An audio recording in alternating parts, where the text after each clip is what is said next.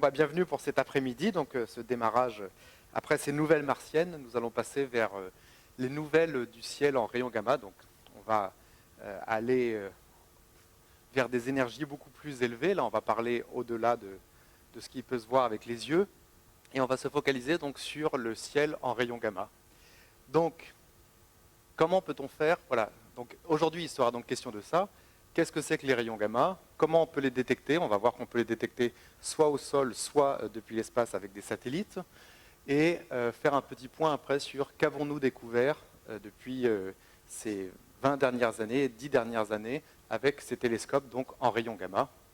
Et conclure un petit peu sur quels sont les télescopes futurs qui pourront observer encore plus profondément donc, le ciel dans ces longueurs d'onde.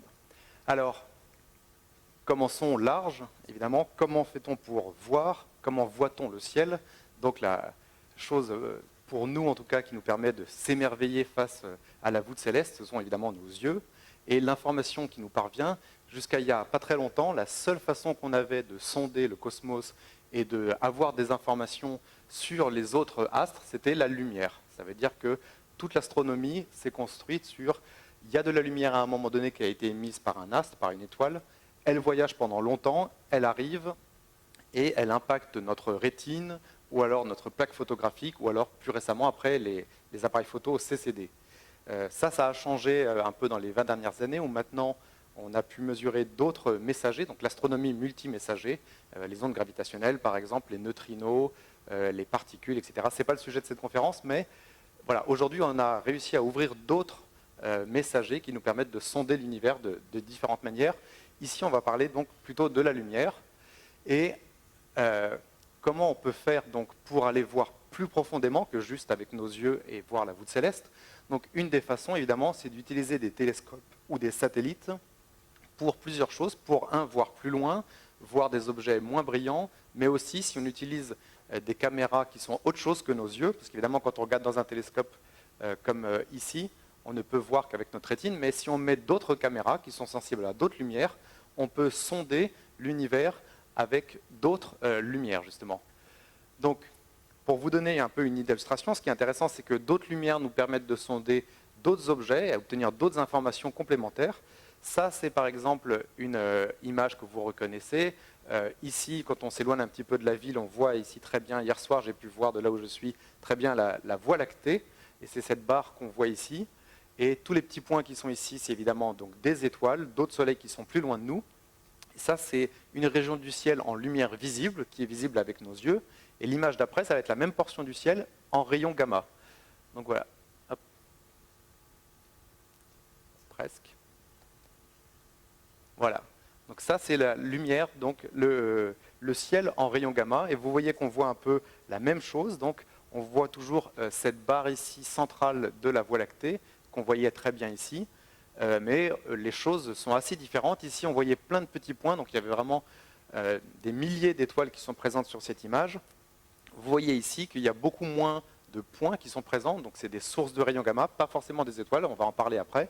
Et on voit aussi donc la lumière venant du plan de la galaxie, qui est quand même relativement beaucoup plus brillante que l'image qui est ici, parce que ici, vous voyez ces taches noires, c'est des nuages, donc ce n'est pas des nuages comme on a évidemment dans l'atmosphère, mais c'est de la poussière interstellaire qui absorbe la lumière optique et qui fait qu'on ne voit plus très bien passer cette lumière, alors que ici, les rayons gamma sont très énergétiques et peuvent passer à travers les nuages et ces poussières, et donc on voit tout le long de la ligne de visée et on n'est pas absorbé par quelque chose. Donc les rayons gamma sont pénétrants et permettent de voir jusqu'à l'autre bout de la galaxie, ce qui fait qu'on voit beaucoup mieux le plan de la Voie lactée qui est ici. Alors, si on continue, là j'ai parlé de rayons gamma, j'ai parlé de tout ça, de visible. On va revenir un petit peu aux fondamentaux. Qu'est-ce que c'est que les rayons gamma? Donc la lumière, c'est des photons, c'est aussi une onde électromagnétique, mais là on va parler en photons par exemple, on va faire l'analogie avec les photons. Vous savez donc qu'il y a le spectre des longueurs d'onde, et ça va par exemple de l'émission radio jusqu'aux rayons gamma justement. Ce que notre œil peut voir, c'est seulement une infime partie de ces gammes de longueurs d'onde. Et par exemple, la radio, quand vous écoutez la radio dans votre voiture, c'est aussi de la lumière. Votre antenne sur le toit de la voiture, ça capte de la lumière, ces ondes de lumière. Le téléphone portable, par exemple, quand on avec mon téléphone ici, quand j'appelle ou que je me connecte à Internet, ça émet de la lumière qui est captée par les antennes relais. Évidemment, c'est de la lumière qu'on ne peut pas voir avec nos yeux. Ce qui est assez étonnant aussi, c'est que c'est de la lumière qui peut passer ces murs. Quand je suis derrière ces murs, j'arrive quand même à me téléphoner. Donc certaines formes de lumière arrivent à passer les murs, par exemple. Et le micro-ondes, ça envoie aussi de la lumière sur les aliments pour les chauffer. Et après, par exemple, si on passe au rayon X, donc à l'hôpital, pour voir si on s'est cassé le bras ou pas, on émet des rayons X qui vont passer à travers notre bras et on va pouvoir avoir des radios qui sont comme ça. Et les rayons gamma, on les voit par exemple dans les réactions nucléaires. Et ce qui est important, c'est que tout ça, c'est des photons, des particules qui ont de plus en plus d'énergie. Donc si vous vous imaginez le photon comme un petit grain, imaginez là vous avez des grains de poivre, je les jette tous à la même vitesse parce que tous les photons vont à la même vitesse, la vitesse de la lumière, quelle que soit leur longueur d'onde. Et ces petits grains, ils ont évidemment un petit grain de poivre, si je vous le jette à une vitesse et vous le sentez sur le bras, ça ne fait pas très mal. Maintenant, si je prends une bille, une boule de pétanque ou une boule de bowling, eh bien, évidemment, ça va commencer à faire beaucoup plus mal. Ils ont de plus en plus d'énergie. Et les rayons gamma sont la partie donc, la plus énergétique du spectre. Et voici un exemple aussi sur qu'est-ce qu'on peut voir avec les autres lumières. On parlait sur l'image d'avant de l'infrarouge. Par exemple, vous voyez ici une photo visible d'une maison.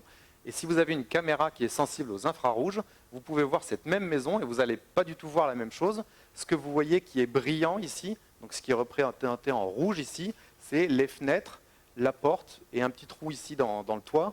Et donc ça trace la chaleur. Donc ça c'est utilisé par exemple pour voir les bâtiments s'ils sont bien isolés ou pas, voir les pertes de chaleur. Et ce qui est intéressant, c'est qu'entre l'image visible et l'image infrarouge, c'est deux informations complémentaires d'un même objet, donc c'est deux facettes un peu d'un même cube. Et donc voir d'autres longueurs d'onde, ça nous permet de voir différemment et de manière complémentaire. Alors voici, si vous connaissez ces petites bandes dessinées sur ce site-là en anglais, ils ont plein de petites bandes dessinées rigolotes. Là, il y en avait une justement sur les longueurs d'onde, donc qui reprend cette même information. Ici, on a par exemple les téléphones, on a les micro-ondes, l'infrarouge, le visible, le rayon UV, et tout à droite, après plus loin, il y a les rayons X et les rayons gamma. Et encore plus loin, paraît-il, il y a les projets Google, bien au-delà du spectre électromagnétique, les projets cachés dont je ne pourrai hélas pas vous parler parce que je suis sous contrat et je ne peux rien vous dire.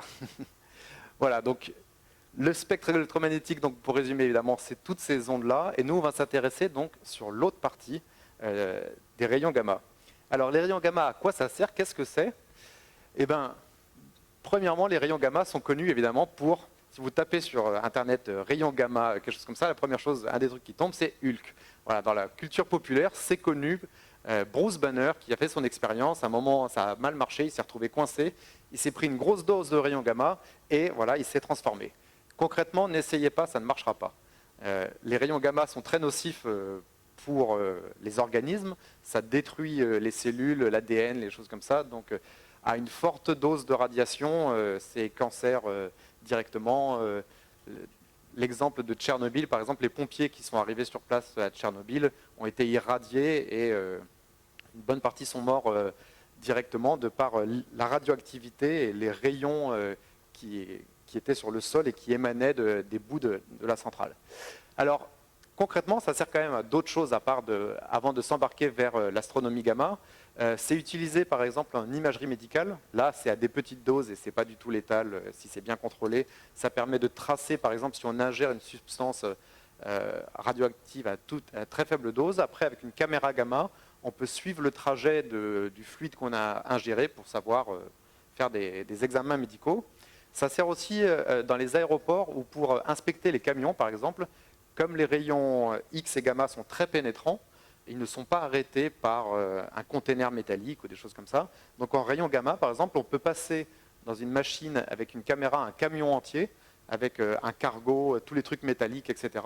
Et on peut faire exactement comme on ferait une imagerie en 3 dimensions et à l'intérieur de voir ce qu'il y a pour inspecter les marchandises, par exemple. Alors, le rayonnement en haute énergie, donc on va parler ici de différentes formes de rayonnement. Je vais parler un petit peu des rayons X et après des rayons gamma. Et on distingue généralement 2 types de rayonnement gamma en fonction. Donc là ici vous avez une illustration du spectre électromagnétique, donc de plus en plus énergétique, des longueurs d'onde de plus en plus courtes. Et je vais aussi passer un peu de temps à vous parler de vestiges de supernova et d'explosions d'étoiles. Et juste pour vous donner une idée, voici quel type de science on peut faire avec ces différents télescopes, où on peut regarder un même objet à différentes longueurs d'onde ici, en rayon X, rayon gamma, GeV et TeV, et ça nous donne des informations complémentaires sur ce même objet, et essayer de comprendre comment il fonctionne. Alors, il sera question ici de ces acronymes-là, KeV, GeV, TeV. Donc, pour vous donner une petite idée, la lumière optique telle qu'on l'aperçoit avec nos yeux, elle a une énergie de 1 électronvolt, autour de 1 électronvolt. Donc les longueurs d'onde qui sont ici, quand on dit par exemple 500 nanomètres, ça correspond à peu près à 2-3 électronvolts, qui sont des énergies. Et en rayon X, on parle de 1000 électronvolts, des kiloélectronvolts. Quand on regarde des rayons gamma du GeV, du gigaélectronvolt, on parle donc de 1 milliard d'électronvolts. Et le téraélectronvolt, on parle de 10 puissance 12, donc 1000 milliards électronvolts qui sont sondés dans ces rayons gamma-là. Donc la lumière rayon gamma du TeV, c'est des photons qui individuellement sont 1000 milliards de fois plus énergétiques que la lumière que je reçois actuellement ou celle que vous percevez de cet écran. Donc voilà, les acronymes qui reviendront souvent à retenir, c'est KeV, GeV, TeV, kilo, giga, téra. 1000, 1 milliard et 1000 milliards. Alors, comment faire pour pouvoir observer donc les sources qui nous viennent de l'espace? Vous savez sans doute que sur la Terre, tous les types de lumière ne parviennent pas au sol. D'un côté, heureusement pour nous, justement, les rayons gamma qui viennent de l'espace, si les rayons X et les rayons gamma étaient pas absorbés par l'atmosphère, ça rendrait beaucoup plus difficile tout type de biologie, enfin toutes les cellules, du fait qu'elles seraient irradiées, donc comme je l'ai dit avant. Alors, il y a certains, vous voyez ici, donc ça c'est l'opacité, donc 100% ça veut dire rien ne passe, et après il y a quelques trous qui sont ici, donc par exemple la lumière visible qui est ici peut passer dans l'atmosphère, les ondes radio aussi, l'atmosphère est transparente aux ondes radio, elle est aussi transparente ici en optique et un petit peu à côté, et à partir de là, à partir du violet, à partir de l'UV, ça devient de plus en plus opaque, et tout ce qui est rayon X et rayon gamma sont complètement absorbés par l'atmosphère, heureusement pour nous, et donc si on veut les observer, eh ben, il faut se bouger les fesses, il faut aller au-dessus de l'atmosphère. Alors, petit historique, je ne vais pas du tout m'appesantir là-dessus, mais je trouve que c'était intéressant de parler de quand ça date et quel chemin a été fait depuis.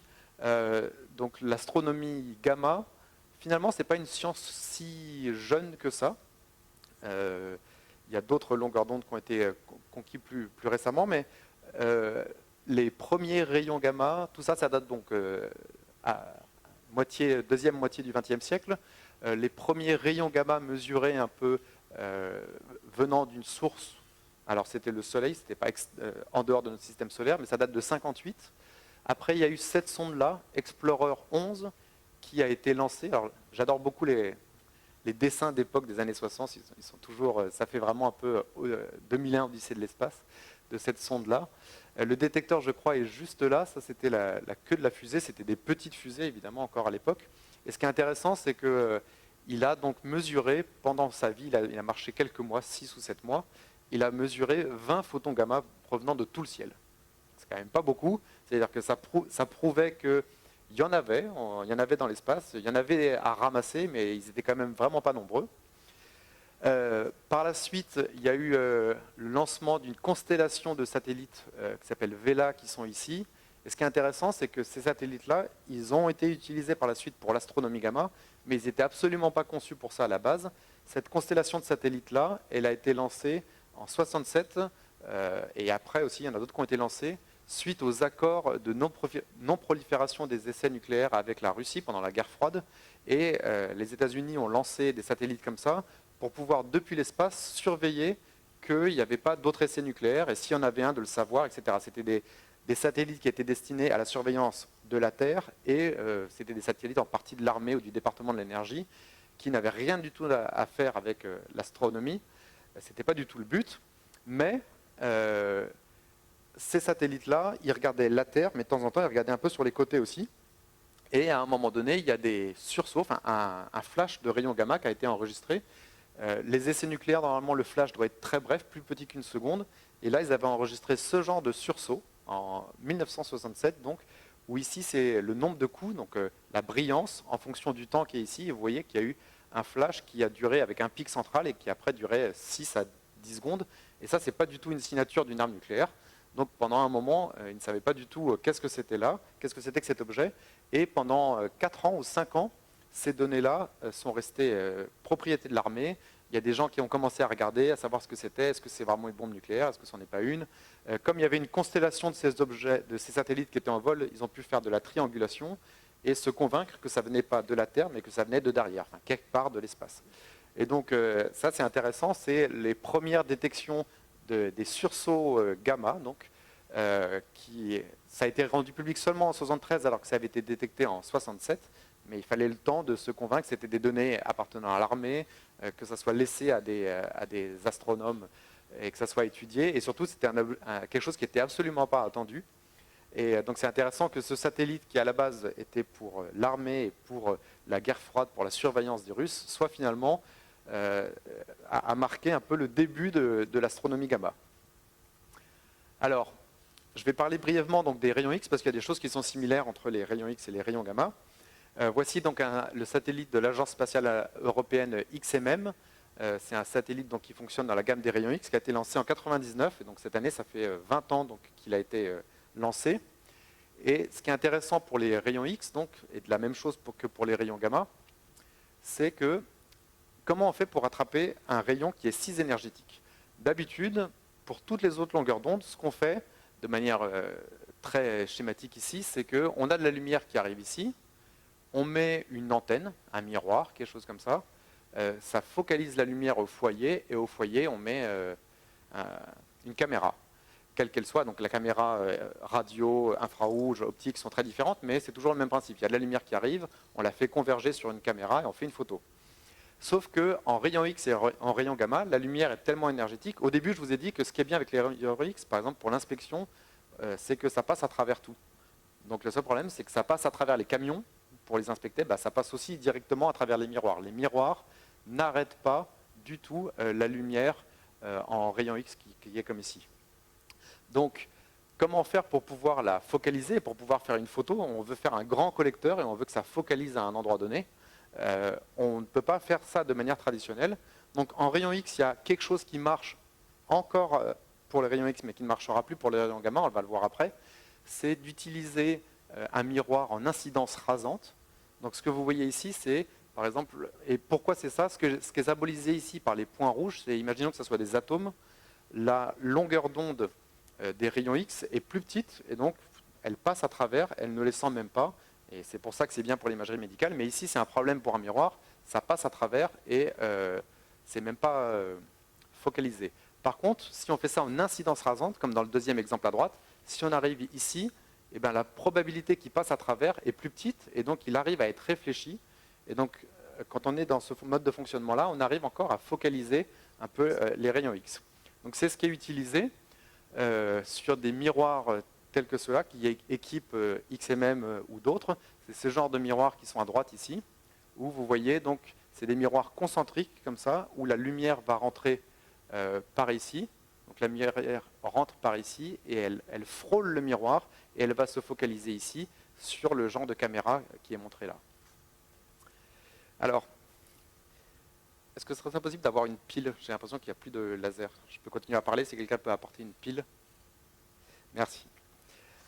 Donc, ce qui est intéressant aussi de cette astronomie donc, du photon, j'appelle ça astronomie du photon, quand on parle de rayons X ou de rayons gamma, ce qui est intéressant, c'est que les photons sont très rares, ils sont très énergétiques, mais ils sont rares.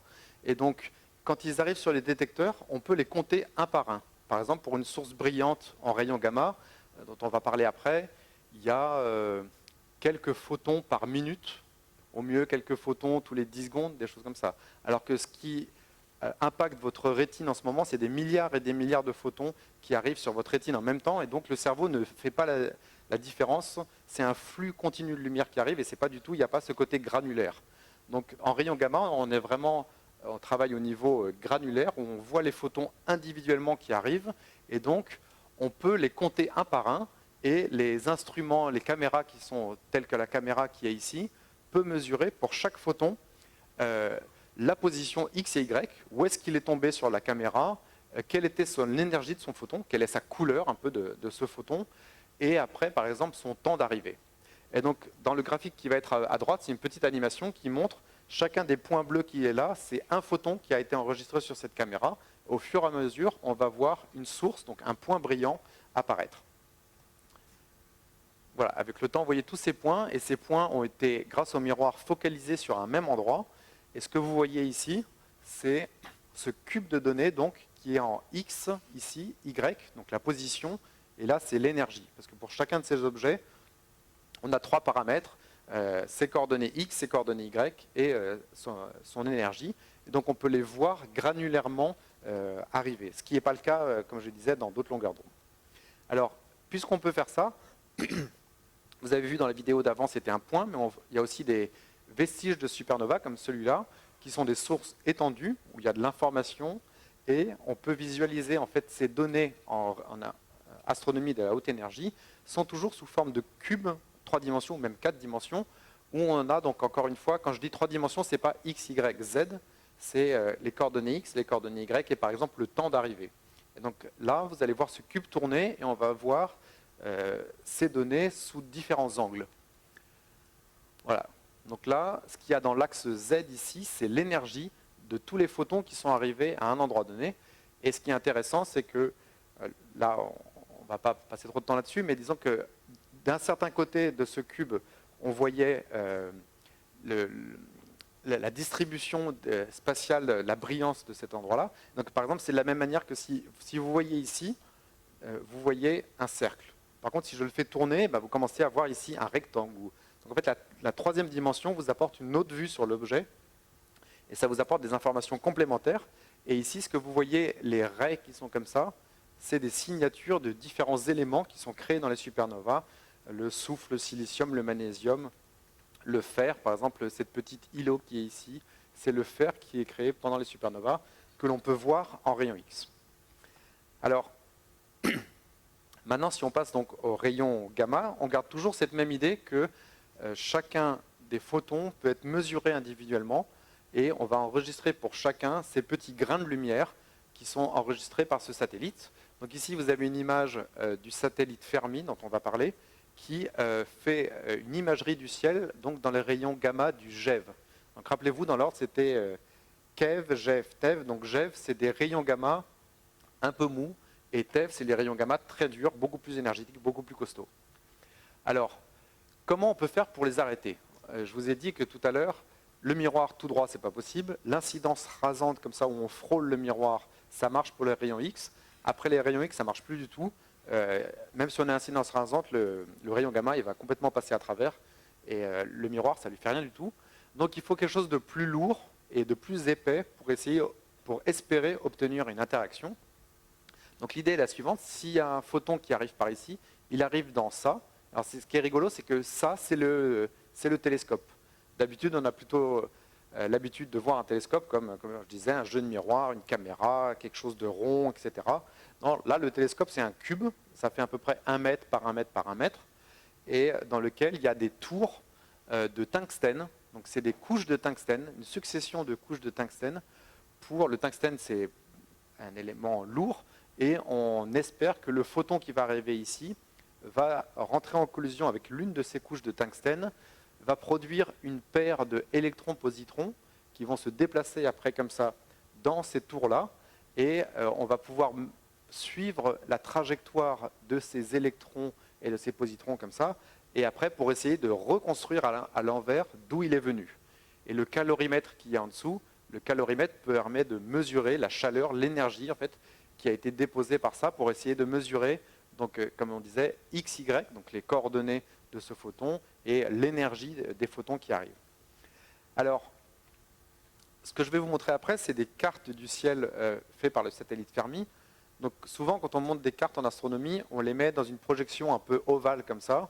Et donc évidemment, de la même manière que sur la Terre, on a la Terre qui est sphérique comme ça, on essaie de l'aplatir pour la mettre sur des cartes. Et donc on fait des projections. Et vous voyez ici, quand on prend la map monde, on l'ouvre comme ça pour voir la totalité de la sphère. On fait la même chose en astronomie, sauf que la sphère, elle est autour de nous comme ça, et on essaie de la déplier et de la poser à plat, et on a ce genre d'images qui sont comme ça. C'est le même type de projection que ce que je vous ai montré avant. Et donc le satellite Fermi, il a été lancé en 2008, ça fait 11 ans maintenant cet été qu'il tourne, qu'il observe, et on a une très belle cartographie du ciel. Pour comparaison, je vous ai mis celle-là, qui était le satellite Egret, qui a tourné quand même pendant 10 ans. Ça, c'est 10 ans d'observation du satellite Egret des années 90. Et en 10 ans d'observation, il a détecté à peu près 300 sources. Donc dans cette carte, il y a 300 points individuels. Et vous voyez ici, vous reconnaissez la Voie lactée qui est ici. Mais l'image d'après, c'est Fermi. Vous voyez qu'on a énormément gagné en termes de sensibilité, mais surtout en termes de qualité des détails, donc de résolution angulaire. Ça veut dire qu'avant, on voyait quand même vraiment ici, vous voyez, ça faisait une énorme patate. Ça, c'est la totalité du ciel. Donc, une source ici, c'était beaucoup plus grand que la taille de la Lune. Maintenant, cette même petite source qui est ici, voilà, c'est ce point qui est ici. Donc, on a beaucoup gagné grâce à Fermi en termes de résolution angulaire, ça veut dire en termes de qualité des détails. C'est comme si vous avez un appareil photo qui avait 1 mégapixel et vous achetez après un super réflexe avec plein de détails. Évidemment, les photos sont bien meilleures. Et voici donc la carte du ciel vue par Fermi. Ce qu'on reconnaît, donc, c'est le plan de la galaxie, la Voie lactée qui est ici, et une foultitude de points dans tous les sens qui sont différents objets dont on va parler après. Voilà. Ici, j'en ai entouré quelques exemples. Donc, dans le catalogue de sources, donc à partir de cette carte du ciel, on peut faire un catalogue de sources. Ça veut dire qu'on va regarder les points, savoir combien il y a de points, est-ce que celui-là, à quelle catégorie il appartient, est-ce que c'est tel ou tel objet. Et sur les 4000 sources qui ont été mesurées par ce satellite, il y en a à peu près 60% qui sont des AGN, donc en anglais, des noyaux actifs de galaxies, qui sont d'autres trous noirs. Donc tous ces points comme celui-là que vous voyez ici, la majorité des points qui sont au-dessus et qui sont en dessous ici, qui sont en fait en dehors de notre galaxie, sont d'autres galaxies dans lesquelles il y a un trou noir à l'intérieur qui fait des énormes jets, qui aspire de la matière, qui fait des énormes jets et qui pointe vers nous. L'autre partie, c'est des pulsars, par exemple, donc des étoiles qui ont explosé, sur lesquelles, au centre, il y a une étoile à neutrons qui tourne très vite et qui clignote. On a aussi donc des vestiges de supernovas, dont je vais parler après. Et ce qui est intéressant aussi, c'est qu'à peu près 30% des sources qui ont été observées, on ne sait pas ce que c'est. Donc 30% de 4000, ça fait quand même un paquet de sources sur lesquelles on n'a aucune idée de ce que c'est. Certaines d'entre elles, c'est parce qu'elles sont très faibles dans d'autres longueurs d'onde, on ne les voit pas briller dans d'autres longueurs d'onde, donc on n'a pas de catalogue, on ne sait pas trop ce que c'est. Et d'autres de ces sources sont vraiment en plein dans le plan de la galaxie, donc c'est un endroit qui est très peuplé. Et quand on a une grosse patate comme ça, un peu au milieu de plein de sources possibles, c'est pas évident d'associer, de savoir qui est qui. Alors, ce qui est intéressant de ces objets qu'on voit ici, donc que ce soit les pulsars, que ce soit les vestiges de supernovas, c'est qu'ils ont tous un lien en commun, c'est que c'est des objets qui viennent de ce que j'appelle l'au-delà stellaire, où c'est des objets qui existent de par la suite de l'explosion d'une étoile, où donc, lorsqu'une étoile massive, par exemple, finit sa vie, elle manque de carburant, elle va s'effondrer sur elle-même, il va y avoir une explosion, et cette explosion peut amener à faire, donc, ce vestige de supernova peut amener à faire des pulsars et des nébuleuses de pulsars, qui est le vent qui est autour d'un pulsar. Donc ici, vous avez une image en rayon X d'un de ces vestiges, le vestige de supernova de Cassiopéa, parce qu'il est dans la constellation de Cassiopée. Et ce qui est intéressant, c'est que c'est des sources qui sont très brillantes et qui émettent donc ces photons de très haute énergie. Et pourquoi? C'est parce qu'il y a une source d'énergie très importante ici, qui est l'énergie d'explosion. Il y a énormément d'énergie qui est libérée pendant l'explosion. Et ça va créer cette onde de choc et qui va accélérer des particules et qui permet de briller en rayons gamma. Et donc ça, c'est quelque chose qui va briller pendant de l'ordre de 10 000 ans, par exemple.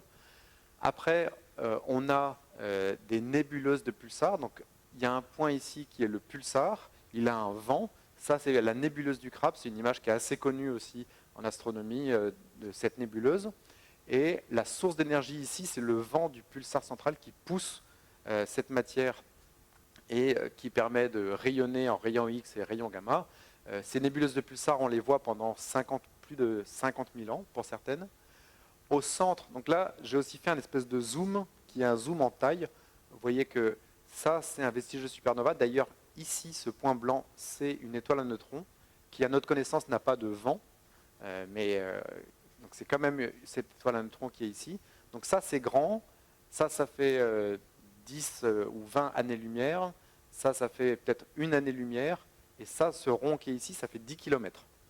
Donc vous voyez un peu les différentes échelles. Et tout ça, c'est des sous-produits de l'explosion des étoiles. En quelque sorte, on pourrait dire que c'est des cadavres stellaires ou que c'est des objets réincarnés suite à l'explosion d'étoiles. Ils se sont transformés en d'autres objets. Dans le cas du pulsar ici, c'est le champ électrique généré par la rotation. Quand on a une rotation comme ça qui accélère des particules le long des lignes de champ magnétique qui sont ici dessinées en bleu. Et ça, c'est des objets qui permettent d'accélérer des particules pendant très longtemps, pendant aussi de l'ordre de 100 000 ans. Et dans certains cas, si le pulsar ici a un compagnon qui est dessiné ici, il peut accréter de la matière, c'est-à-dire il lui donne de la matière qui va tourner autour et qui va le réaccélérer. Un petit peu comme quand on a une toupie avec une ficelle autour, on tire la ficelle, ça donne du moment cinétique comme ça, du moment angulaire à la toupie, et elle va retourner. Ici, elle peut donc être réaccélérée et tourner, et on a des espèces de pulsars, donc zombie pulsars, parce que le vestige de la supernova, c'est la mort de l'étoile. Au bout d'un moment, ces pulsars, ils vont freiner et arrêter de tourner, et donc c'est des pulsars morts, mais des fois ils peuvent être réanimés s'ils avaient un compagnon et ramener des morts. Donc voilà, c'est zombies pulsars. Et donc tous ces objets-là sont des sources de rayons X et de rayons gamma du GeV et du TeV, et ils ont un point commun, c'est que leur point initial, c'était ici, boum. Ça fait boum, ça fait ça, ça fait ça, ça fait ça, ça peut faire ça. Donc tous ces objets-là ont un lien de parenté en quelque sorte. Alors,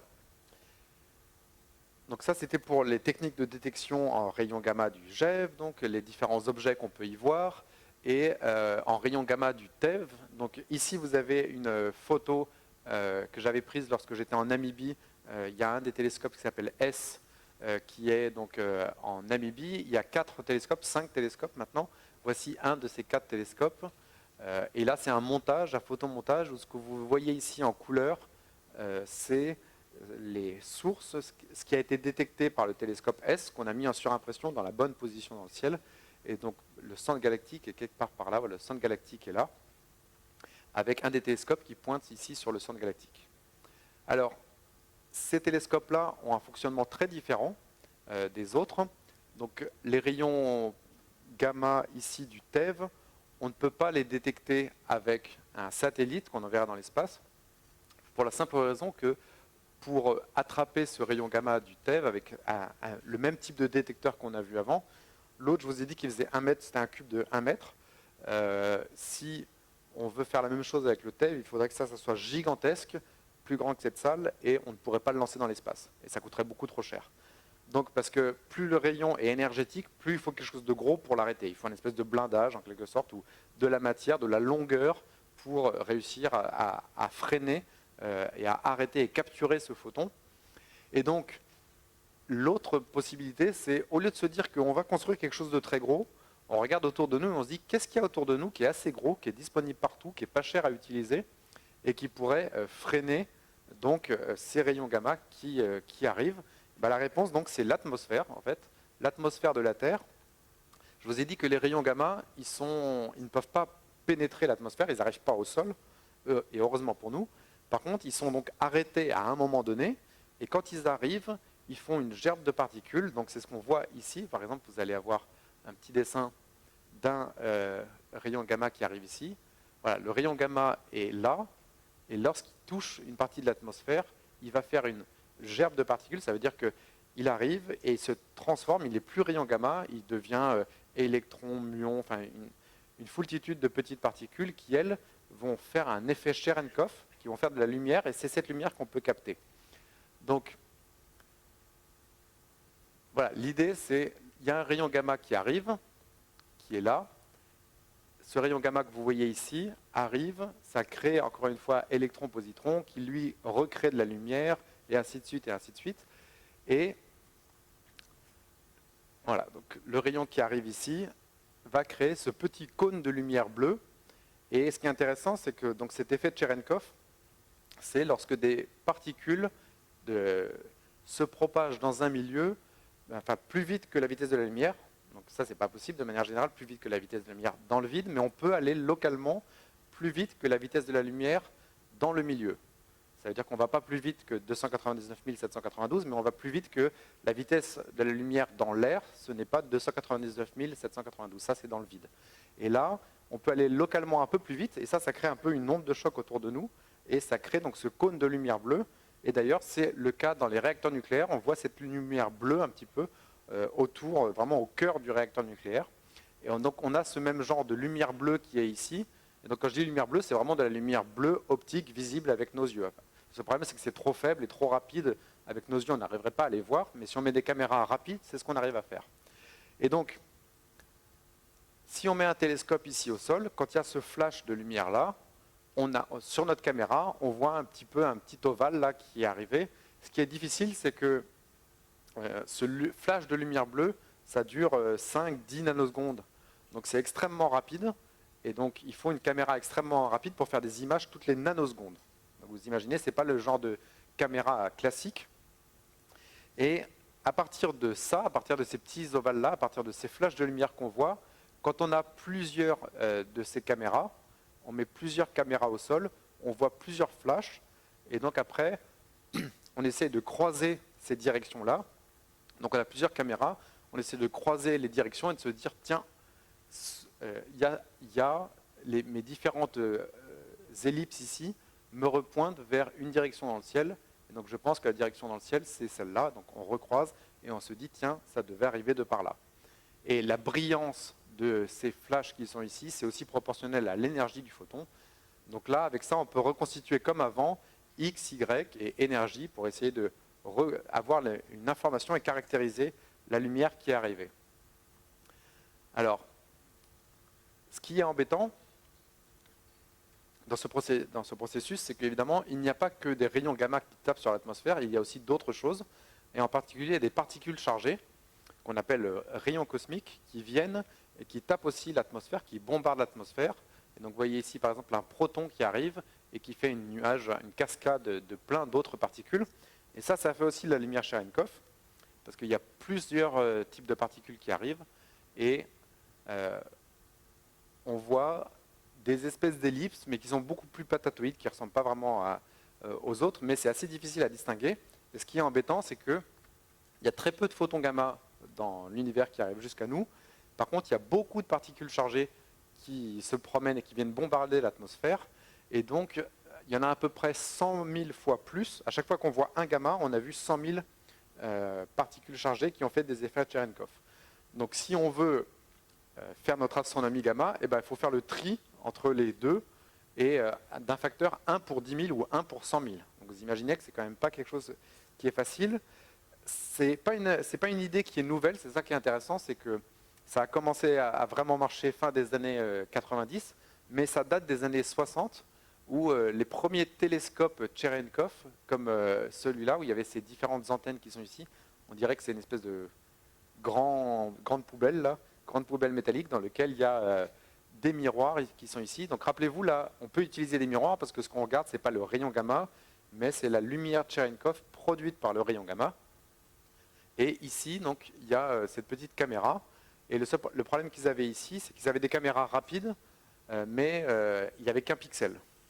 C'est pas très facile de faire une imagerie quand on a justement un seul pixel. Et la révolution qui a eu lieu dans les années 90, c'est qu'ils ont réussi à faire des caméras qui avaient plein de pixels et dans lesquelles ils arrivent à faire la différence entre les ellipses dues au rayon gamma et les patatoïdes dues à des particules chargées qui viennent taper l'atmosphère. Et pour vous entraîner, pour voir si vous arrivez à faire la différence, voici des images de simulation provenant, ici c'est des vrais rayons gamma qu'on va voir apparaître, et ici c'est des particules qu'il faut rejeter. Donc souvent on voit du bruit, là on voit une grosse patate qui est passée, là on va voir un petit rayon gamma peut-être tout à l'heure, voilà, il y en a un qui est passé ici, la majorité du temps on voit du bruit, là celui-là c'était un joli ovale, il faut chercher des jolies ellipses sur ces images à gauche, et ici il faut, voilà, Là, il y a 2-3 patates qui sont apparues dans le même endroit. Là, ça a fait une espèce de carré. Donc voilà, le boulot, il est là. C'est quand on enregistre avec ces caméras qui ont beaucoup de pixels, il faut réussir à faire le tri. Voilà, ça, c'était une grosse patate. Mais ça va dans cette même direction, ça ressemble à ces ellipses. Et ici, on voit ces ellipses, mais des fois, il peut y en avoir plusieurs. Il y a d'autres types de particules qui peuvent aussi créer donc ces gerbes et ces images-là. Et dans ces images-là, donc une image dans ce film, c'est 1 nanoseconde. Donc à chaque fois, c'est un moment très bref que je vous montre, mais d'une suite d'événements qui ont tapé la caméra et qu'il faut essayer de différencier. Donc la sensibilité des caméras après dépend aussi de notre capacité à avoir des outils pour séparer le bon gré de l'ivraie. Alors aujourd'hui, pour les télescopes qui sont en opération, donc il y en a plusieurs, il y en a eu d'autres avant, mais ceux qui sont encore en opération, c'est principalement ceux-là. Donc il y a 3 grands télescopes qui fonctionnent tous un peu de la même manière. Il y en a un donc aux États-Unis, en Arizona, qui a 4 télescopes qui sont comme ça. Chaque télescope fait 12 mètres de diamètre. Il y a 2 grands télescopes qui sont plus grands, ils font 17 mètres, qui se trouvent aux Canaries. Et il y a le télescope S, dont je vous avais montré au début une photo en Namibie, donc qui se trouve en Namibie, qui a 4 télescopes de 12 mètres, les petits, et il y en a un 5e qui a été construit, qui est gigantesque. Il fait 28 mètres de diamètre. C'est le plus grand télescope optique, dans ce sens-là, où il a des miroirs optiques, une caméra optique, et il fait des images du ciel en optique, en bleu. Donc ce n'est pas du tout le même genre de télescope qu'on utiliserait au VLT ou pour d'autres choses, mais c'est un très grand réceptacle à lumière optique. Il n'a évidemment pas du tout les mêmes qualités optiques que les autres télescopes. Vous voyez qu'il n'y a pas de coupole, c'est dans le désert, il y a du sable dessus, il y a de la poussière, il pleut dessus. Voilà, c'est évidemment pas du tout ce qu'on souhaiterait pour un télescope de très bonne qualité optique. Et voilà, pour vous donner une idée, voici les télescopes optiques qui ont été construits et ceux qui sont les futurs en construction, comme l'Extremely Large Telescope qui sera pour 2022, mais avant, il y avait d'autres, les petits télescopes. Le télescope spatial Hubble, par exemple, dont on connaît tous les photos, il a relativement un petit miroir. Le VLT, qui est quelque part par là, je l'ai vu tout à l'heure, lui a un grand télescope, mais on n'est pas du tout près de ce qui peut se faire ou ce qui va se faire après. Et voilà, le VLT est ici, donc il y a 4 télescopes, donc il y en a, vous voyez, c'est plus grand que Hubble. Et les télescopes de S ou des autres Cherenkov sont mis ici à peu près pour comparaison. Donc voilà, Magic, qui avait des télescopes de 17 mètres, c'est évidemment beaucoup plus grand que le VLT. C'est même plus ou moins plus grand que tous les autres qui existent. Et le télescope central que je vous ai montré, CT5, Cherenkov télescope numéro 5, qui est au milieu, qui fait 28 mètres, c'est le plus grand télescope optique en quelque sorte qui existe pour l'instant. Il y en a d'autres plus grands qui sont en construction, mais évidemment, c'est pas du tout. Pour vous donner une idée, voilà, voici la taille d'un terrain de basket quand même.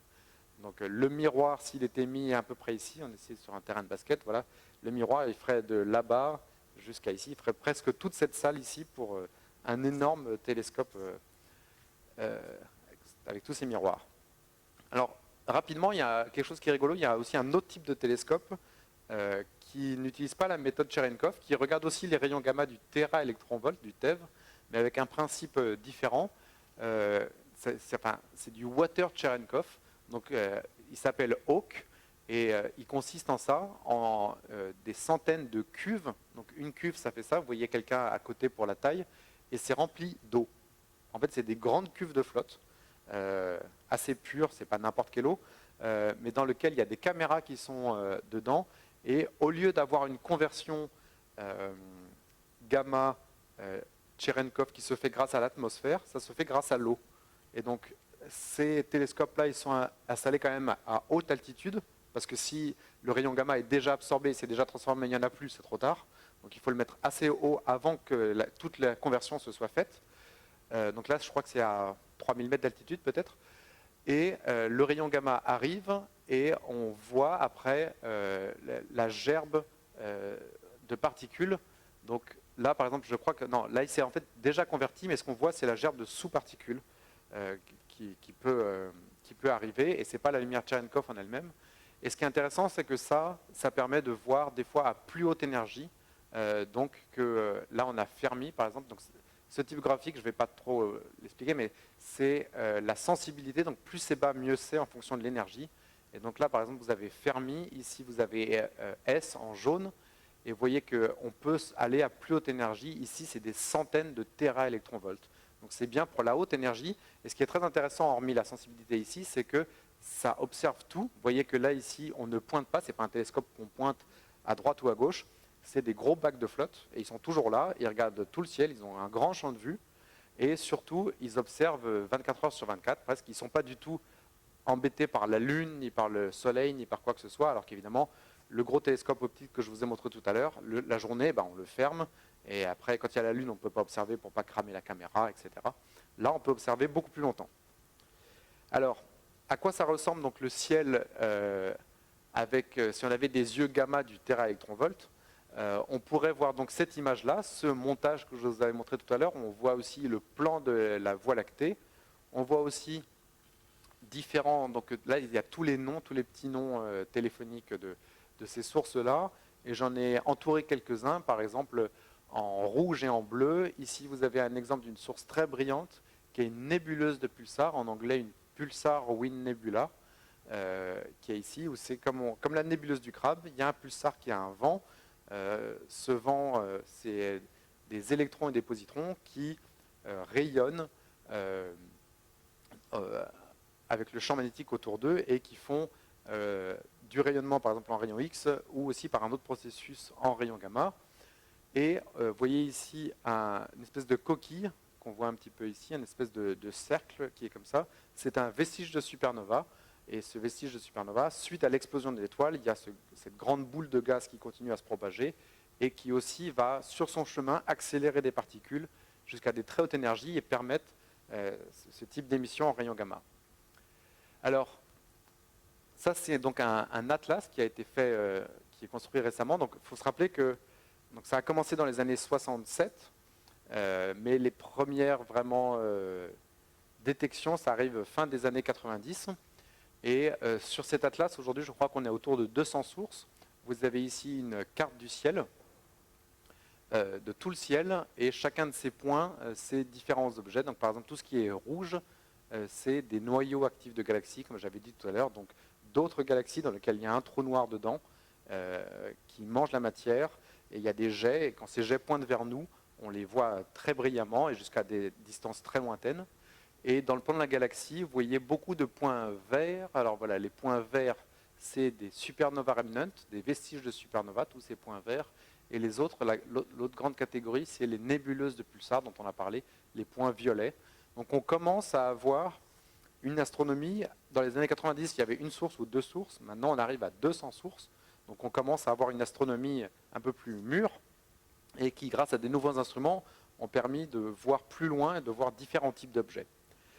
Alors, ce qui est intéressant aussi, c'est que les deux instruments Fermi et le Cherenkov sont complémentaires, parce qu'il y en a un, donc S par exemple, qui est un instrument pointé. Donc, par exemple, on regarde une région du ciel en particulier, on tourne le télescope, ce qui permet d'avoir une bonne résolution angulaire. Donc, on arrive à voir des détails assez fins. Et vous voyez dans les images qui sont ici, on arrive à voir des petits points. Alors que Fermi, l'avantage au GEV, c'est qu'on voit tout le ciel. Fermi voit tout le ciel tous les 1h30, il balaye le ciel, donc il est autour de la Terre en satellite, et il balaye, il tourne comme ça, et après il tourne sur lui-même, comme ça, et il peut faire une image du ciel toutes les 1h30. Et ce que vous voyez ici, c'est toutes ces 1h30 pendant 8 ans, je crois, sur cette photo, accumulées les unes par rapport aux autres. Et par contre, au prix de... c'est plus difficile de les mesurer dans l'espace, on a un plus petit instrument, et donc on a une résolution qui est de l'ordre du degré au lieu du dixième de degré. Mais ils sont complémentaires parce que certains objets, les objets qui sont ici ont forcément été observés par Fermi, puisqu'il a vu tout le ciel. Et donc on peut comparer les deux images, essayer de savoir qui est qui, retrouver nos petits, et essayer de justement comprendre la physique qui se cache derrière ces objets. Alors, qu'avons-nous appris justement? Est-ce qu'on a fait des découvertes inattendues? Est-ce qu'on a vu des petits messages cachés des hommes verts? Ou est-ce qu'on a vu... Il y a certains qui pensent que justement les rayons gamma, ça pourrait être... Ils sont assez rares, il n'y en a pas partout. Et que s'il y a des civilisations avancées, ils pourraient avoir des armes nucléaires, où ils pourraient communiquer par des rayons laser justement très énergétiques. Et donc, la recherche de signaux comme ça pourrait peut-être être une des façons de communiquer. Et les rayons gamma aussi du GeV et du TeV, c'est quelque chose qui est fortement utilisé pour rechercher de la matière noire. Il y a différents mécanismes qui pourraient permettre de chercher de la matière noire, si elle existe, à travers les données rayons gamma. Et donc, j'en parlerai pas ici. Pour l'instant, il n'y a rien qui a été trouvé. Mais en tout cas, ça a été un sujet de recherche actif dans le domaine. Alors, avec Fermi, quelques petites news de ce qui a été une surprise. Donc, il y a des choses attendues qui ont été trouvées. Il y a des choses inattendues qui sont apparues. Voici trois, par exemple. Donc, les pulsars, quelque chose qui était intéressant, c'est que voici un pulsar, par exemple, qui est très brillant, qui est celui-ci. Avec Egret, la mission d'avant, on connaissait 4 pulsars qui brillaient en rayons gamma. Aujourd'hui, on a passé la barre des 200 avec Fermi. Donc on a une population beaucoup plus grande, on a mieux réussi à comprendre les mécanismes qui faisaient briller ces pulsars en rayons gamma. Et donc le pulsar, juste pour rappel, voilà, c'est cet astre compact, une étoile à neutrons qui fait à peu près 10 km de rayon et qui tourne sur elle-même. Et comme un phare, si on est dans l'axe du phare, si j'allumais le laser et que je le balayais sur vous comme ça, il y en a qui auraient mal aux yeux et d'autres non. Donc c'est un exemple, si on est sur cette ligne de visée, les pulsars comme ça clignotent et on peut les voir dans les données Fermi, on peut les voir comme ça s'allumer, s'éteindre, et clignoter. Et donc on en a découvert beaucoup plus que prévu parce que finalement les mécanismes qu'on pensait être au cœur de cette accélération ne sont pas exactement ce qui était pensé. On en a vu donc beaucoup plus. C'était une grande surprise d'en découvrir autant et d'apprendre autant de physique sur ces pulsars avec Fermi. Quelque chose d'autre qui était complètement inattendu, qui est vraiment intéressant, c'est, vous voyez cette image-là, on a caché tous les points qui sont ici. Tous les points qui sont ici, ils sont masqués en noir. Et quand on fait ça, ce qui reste, on voit cette très grande structure qui part du centre de notre galaxie, ces espèces de bulles comme ça. Et ça, c'était quelque chose qui n'était absolument pas, ne serait-ce que imaginé lors de la construction de la mission.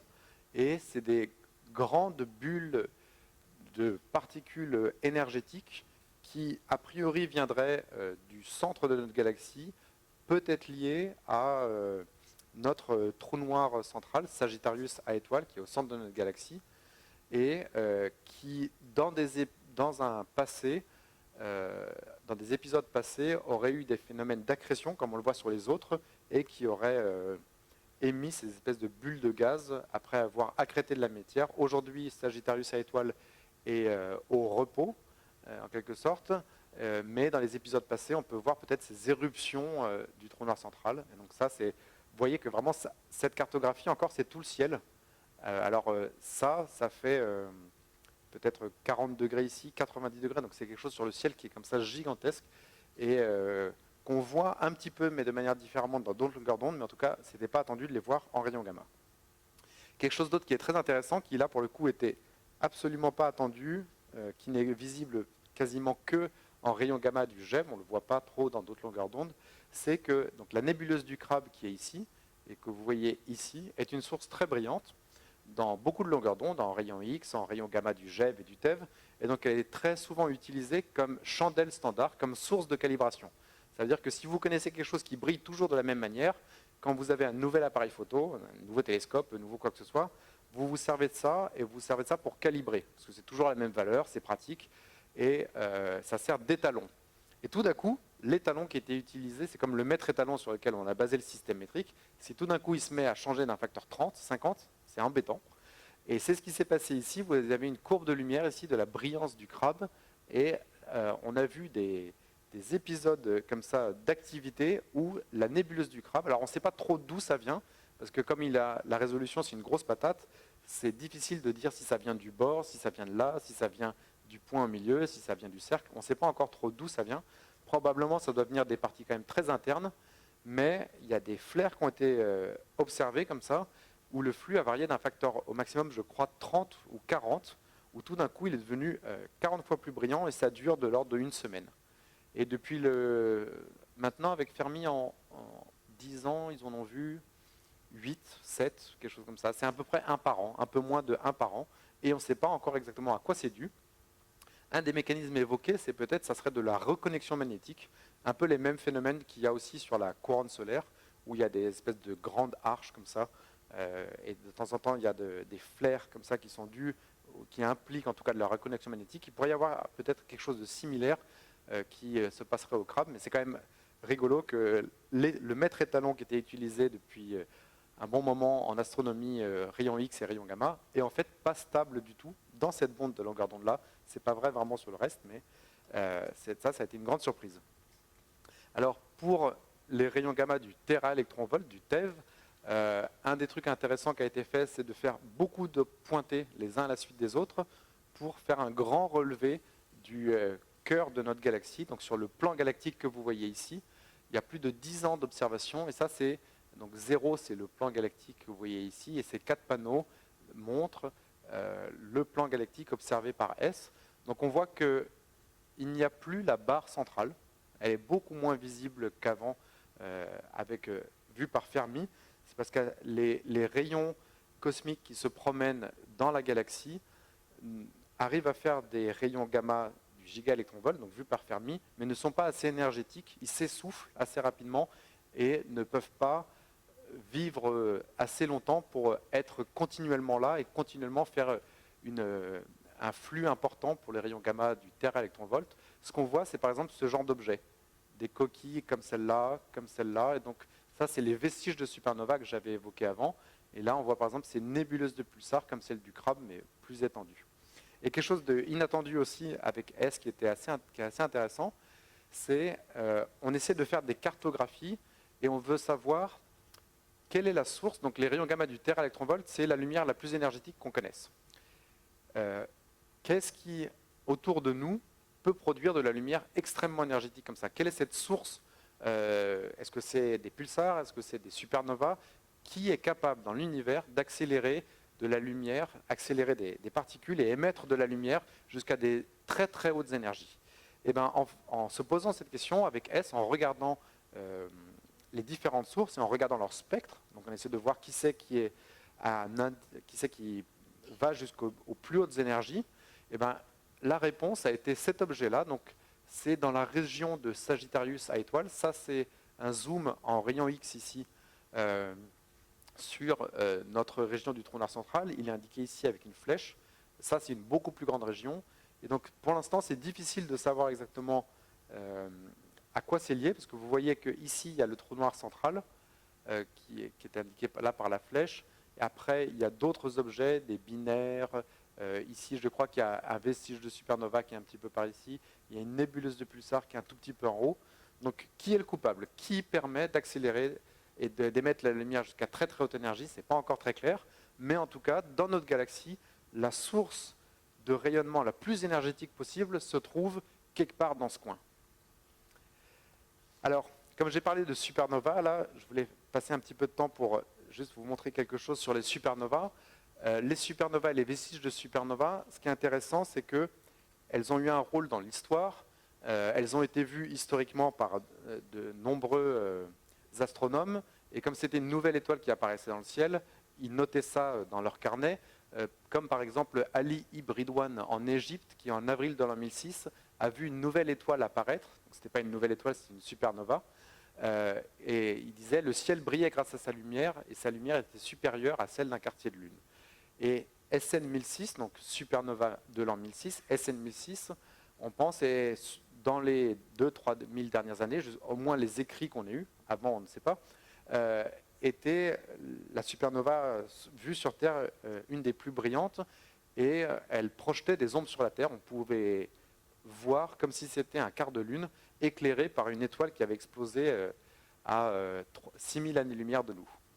Alors, les supernovas, donc voici une petite animation, vous savez peut-être, c'est donc en fin de vie, l'étoile s'effondre pour une étoile massive, elle fait une explosion de supernova, elle crée cette onde de choc, cette grosse bulle qui se promène, et ça crée donc après, on appelle ça le vestige de supernova. Supernova, c'est vraiment le moment de l'explosion, et après, quand ça fait cette bulle qui commence à grossir, on appelle ça le vestige de la supernova. Alors, et quand on regarde, donc, ça c'est aujourd'hui, quand on regarde à la position décrite par Ali Biridwan et d'autres, où il y avait eu une nouvelle étoile, aujourd'hui en rayon X, on voit ça. Donc cette énorme boule de gaz qui fait 50 années-lumière de diamètre et qui est donc cette boule de gaz chaud en expansion. Et donc on la voit en rayon X et on la voit aussi en rayon gamma du GeV et du TeV. Et dans les derniers millénaires, il y a plusieurs de ces supernovas, on dit supernovas historiques parce qu'il y a des notes historiques de différents astronomes qui ont été observées. Donc il y a SN 1006 qui est vraiment celle qui était extrêmement brillante. Aujourd'hui elle ressemble à ça. La nébuleuse du Crabe dont je parlais tout à l'heure, elle correspond à une supernova qui a été observée en l'an 1054. Après il y en a eu deux côte à côte 1572-1604 qui sont celles de Tycho et de Kepler parce que Tycho Brahe et Johannes Kepler avaient observé et noté leurs observations. Et récemment, il y en a une qui a été observée dans le Grand Nuage de Magellan en 1987, mais ce n'est pas directement dans notre galaxie. Donc ce qui est frustrant un peu, c'est qu'on a l'impression qu'elles viennent par groupe ici, et ça fait 400 ans qu'on n'en a pas eu. Donc elles ne viennent pas du tout par groupe, évidemment. Enfin, je veux dire, elles et elles n'habitent pas du tout dans la même région de la galaxie, elles ne communiquent pas entre elles, évidemment. C'est juste le hasard des petits nombres qui fait que ça arrive par petits paquets comme ça, et que ça fait quand même 400 ans qu'on n'en a pas vu. Toutes celles-là, donc évidemment, puisqu'elles ont été décrites par ces astronomes, elles étaient visibles sur Terre. Et en 1006 et 1054, ils n'avaient pas de lunettes astronomiques ni quoi que ce soit, donc c'était visible à l'œil nu. C'était extrêmement brillant, donc SN 1006 comme un quart de lune, donc ça pouvait se louper pour personne. Et c'est visible pendant 6 mois, 1 an. Donc tout le monde, tous les humains qui vivaient sous ces latitudes-là l'ont observé, et certains l'ont noté, et surtout les écrits ont pu nous parvenir jusqu'à nous pendant 1000 ans.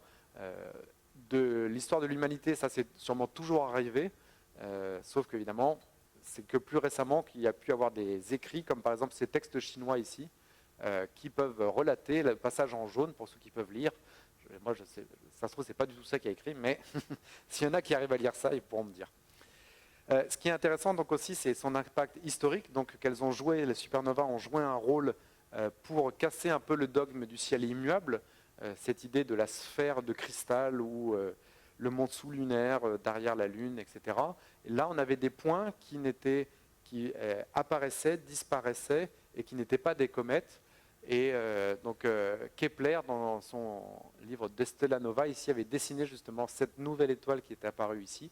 Donc ça avait un rôle important dans cette espèce de cosmologie, cosmogonie. Et aujourd'hui, ce qui est intéressant, c'est que les supernovas de type 1A, donc certains types de supernovas, servent de chandelle standard et ont un rôle clé aussi pour la cosmologie moderne. Donc les supernovas ont vraiment un rôle important dans ces différents aspects. Et rapidement, donc voici une petite coupe, un petit dessin d'une supernova, d'un vestige de supernova, à quoi ça ressemble.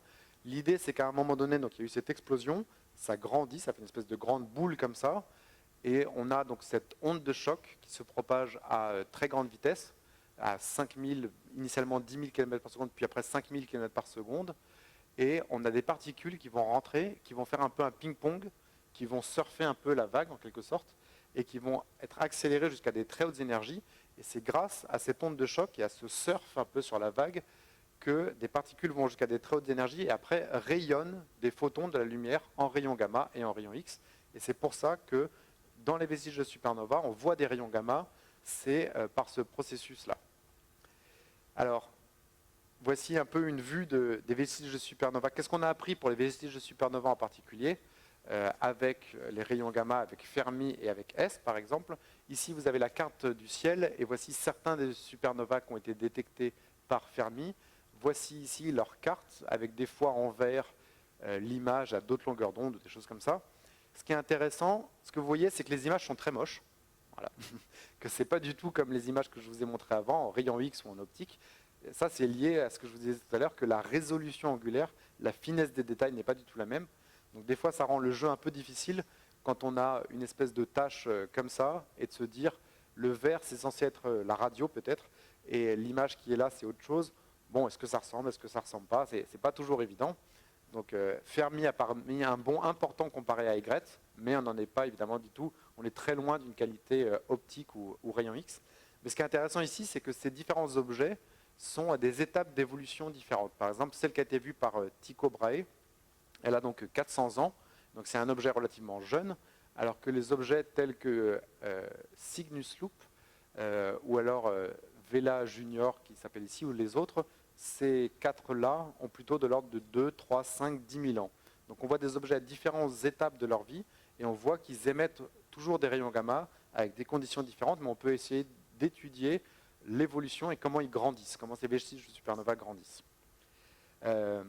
Quelque chose d'intéressant aussi, là c'est un peu plus technique, mais c'est que avec cette question, je vous ai dit tout à l'heure qu'il y avait ces particules qui surfent la vague, et on veut savoir si les électrons ou les protons surfent la vague de la même manière, et est-ce que les vestiges de supernova peuvent accélérer des particules, en particulier des protons, jusqu'à des très hautes énergies, et être une des sources principales du rayonnement cosmique dans notre galaxie.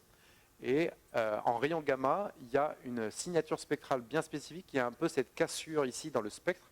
Donc ici, c'est le flux, vous avez ici en rayon gamma en fonction de l'énergie, donc un spectre. Et dans ce spectre ici, vous voyez un peu une cassure qui est ici. Et ça, sans rentrer dans les détails, c'est une signature que c'est des protons qui sont accélérés et qui émettent de la lumière. Donc grâce à Fermi, on a pu voir pour la première fois que oui, il y avait bien des protons de très hautes énergies qui étaient concentrés dans ces supernovas et qui étaient accélérés jusqu'à des très hautes énergies. Une preuve qu'on supposait mais qu'on n'avait pas réussi à avoir avant. Alors, en la contrepartie au TeV, on voit ces objets jeunes, donc certains que vous avez vus dans l'image d'avant, et on voit ici ces morphologies donc en coquille. L'image est un peu moins moche, on voit un peu ces formes ici rondes en coquille. Donc c'est vraiment, ça prouve que, comme je le disais, les particules surfent la vague et ils restent concentrés un peu sur cette onde de choc, sur cette région-là d'accélération. Et ces objets-là, ces vestiges de supernova, sont comme des fontaines à particules de très haute énergie pour notre galaxie qui peuvent fournir à notre galaxie ces particules-là qui sont importantes dans le milieu interstellaire pour la formation des étoiles, pour la chimie du milieu ambiant aussi, du milieu interstellaire. Alors, je vous avais promis un petit tour dans le futur aussi, à voir à quoi ça pourra ressembler. Et donc, pour ce qui est des rayons gamma du TeV, pour ce qui est du successeur de Fermi, aujourd'hui, il n'y a rien qui est planifié. Une des raisons, c'est qu'il n'y a pas vraiment de bonne idée faisable à un coût raisonnable pour avoir beaucoup mieux. Donc la technologie, on n'a pas vraiment de technologie qui pourrait faire beaucoup mieux que Fermi, en sachant qu'il faut à peu près 20 à 30 ans pour développer un satellite. Ça veut dire que pendant 20 à 30 ans, après Fermi, il n'y aura rien. Donc il faut espérer que Fermi ne casse pas et qu'il reste en bon état de marche. Ça fait 10 ans, 11 ans maintenant qu'il est en opération. Tout marche bien, mais voilà, il faut que tout marche bien parce qu'il n'y a pas de successeur prévu. Pour ce qui est de S, Magic et Veritas, les télescopes Cherenkov, il y a déjà le futur qui est en marche avec ce projet CTA. CTA, c'est le Cherenkov Telescope Array. Et l'idée, c'est qu'au lieu de mettre 4 ou 5 télescopes, on va en mettre, comme vous voyez ici, on va en mettre une centaine. Donc voilà, comme ici. Donc il y en a un qui sera installé au Chili, comme d'habitude. Tous les télescopes, quand on ne sait pas où les mettre, allez, on va les mettre au Chili. C'est là où le ciel est joli. Et un autre qui sera aux Canaries pour l'hémisphère nord, comme ça on peut couvrir en même temps et l'hémisphère sud et l'hémisphère nord. Et on met une centaine de télescopes avec la particularité de mettre des télescopes de tailles différentes, donc des petits télescopes, des moyens télescopes et des grands télescopes. Les grands télescopes, ils font quand même 23 mètres de diamètre, 9 à 10 mètres de diamètre, et les petits 4 mètres de diamètre. Donc, quand on dit petit, c'est quand même 4 mètres de diamètre, c'est quand même pas petit pour un télescope. Vous voyez ici une voiture et une personne à côté des moyens. Et la raison de faire ça, c'est que tout à l'heure, je vous avais montré, donc il y a le cône de lumière Cherenkov qui arrive, et en fonction de l'énergie de la particule, le cône Cherenkov va être plus large ou plus étroit. Et donc, on a envie d'avoir différentes tailles de télescopes qui vont couvrir différentes gammes d'énergie. Vous voyez ici différentes gammes d'énergie, et chaque télescope va couvrir un peu des gammes d'énergie différentes. Et donc, comme ça, on va pouvoir observer bien un grand nombre d'objets. Voilà, donc c'est un consortium d'un grand nombre de pays, une trentaine de pays pour construire ce télescope-là. Les premiers télescopes a été construit aux Canaries, et l'idée c'est d'être opérationnel horizon 2025. Alors, et pour vous montrer un peu une simulation entre les données, voici ce à quoi ça ressemble aujourd'hui avec S, et voici à quoi ça pourrait ressembler donc avec ce nouveau télescope. Et on voit que, par exemple, les patates, on arrive à avoir plus de détails, par exemple, sur les vestiges de supernova, tels que celui qui est ici, où on a une meilleure résolution, et surtout on peut voir plus loin, donc on pourrait en voir plus, et regarder plus en détail ces objets pour mieux comprendre comment ils accélèrent des particules, et est-ce que, pour les gens de la matière noire ça les intéresse aussi, et est-ce que avoir une cartographie de la totalité de ces sources dans notre galaxie. Alors je conclurai là-dessus que c'est justement une astronomie donc, en pleine croissance. Sur ce graphique-là, vous voyez le nombre de sources dans les catalogues ici en fonction de l'année. Et donc ici, vous avez l'astronomie des rayons X, qui est ici, l'astronomie gamma avec le gigaélectronvolt et celle Cherenkov avec le téraélectronvolt. Donc voilà, les premières images du ciel rayon gamma, c'était donc il y avait une source, la nébuleuse du Crabe, dans les années 89. Après, entre 90 et 2000, on avait 8 sources. Donc ce n'est pas vraiment une astronomie quand on peut les compter sur les doigts d'une main.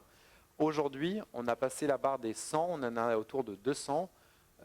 Pour ce qui est des catalogues Fermi, donc du gigaélectronvolt, ici on s'approche de 5000 aujourd'hui. Et en rayon X, on est bien au-delà de ça. Il y a plusieurs millions de sources de rayons X qui sont connues dans l'univers grâce aux différents télescopes. Mais donc, avec le projet CTA, évidemment, on espère continuer à augmenter ces caps pour voir plus loin, avec plus de détails et mieux comprendre ces différentes sources. Merci beaucoup.